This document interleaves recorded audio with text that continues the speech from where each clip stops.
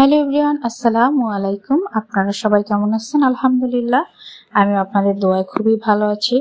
আজ নিয়ে আসলাম ঝটপট সকাল বিকেলের একটি খুবই মজাদার নাস্তা রেসিপি। এটি আপনারা বাচ্চাদের টিফিনও দিতে পারেন। খুবই সহজে অল্প সময় বানানো যায় এবং অল্প উপকরণে এটা খেতেও যেমন মজা, দেখতে মাশাআল্লাহ অনেক সুন্দর। ছোট বড় সবাই এটা অনেক মজা করে খাবে।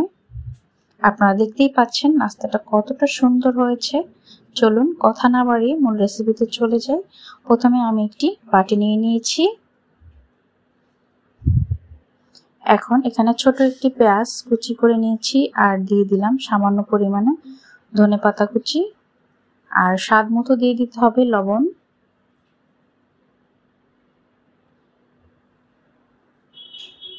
স্বাদ মতো দিয়ে দিবেন গোলমরিচের গুঁড়া। আর এখন ভেঙে নিচ্ছি দুইটা ডিম।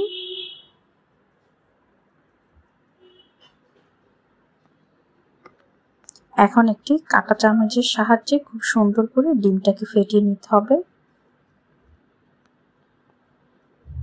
এই নাস্তাটা খুবই অল্প সময় ঝটপট বানানো যায়। অবশ্যই ভিডিওটি প্রথম থেকে লাস্ট অবধি দেখবেন, আশা করি আপনাদের কাছে ভালো লাগবে। চুলায় একটি প্যান বসিয়ে দিয়েছি আর সামান্য পরিমাণে ঘি দিয়ে ব্রাশ করে নিয়েছি। এখন ডিম দিয়ে দিব। ডিমটাকে দিয়ে খুব সুন্দর করে আমি কাজটা কিভাবে করছি আপনারা দেখে বুঝতে পারছেন। পাটিসাপটার পিঠাটা আমরা যেভাবে করে গোল করি চারিদিকটা, ঠিক এইভাবে করে ডিমটা করে নিয়েছি। এখন একটি ব্রেড নিয়ে নিয়েছি। এই ব্রেডটাকেও দিয়ে প্রথমে সামান্য পরিমাণে একটু ডিমটা লাগিয়ে নিতে হবে, তারপর আবার উল্টিয়ে দিতে হবে। এখন দিয়ে দিব পছন্দ মতো সস। আমি এখানে টমেটো সস নিয়েছি, আপনারা চাইলে এখানে চিলি সস, কেচাপ যে কোনো কিছু নিতে পারেন।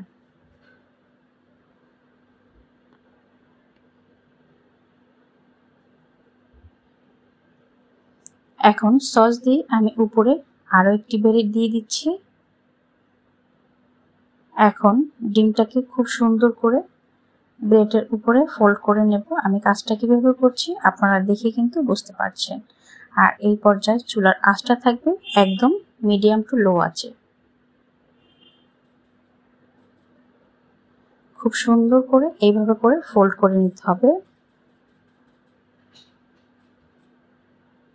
আর এই ডিমটা একটু কাঁচা থাকা অবস্থায় করে নিতে হবে, নাহলে কিন্তু এই কাজটা করা যাবে না। দেখুন খুব সুন্দর করে আমি ফোল্ড করে নিয়েছি।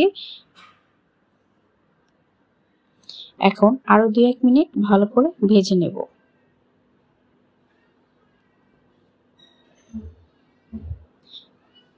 আপনারা দেখে বুঝতে পারছেন তেল ছাড়া খুব সহজে কিভাবে নাস্তাটা রেডি করে নিয়েছি।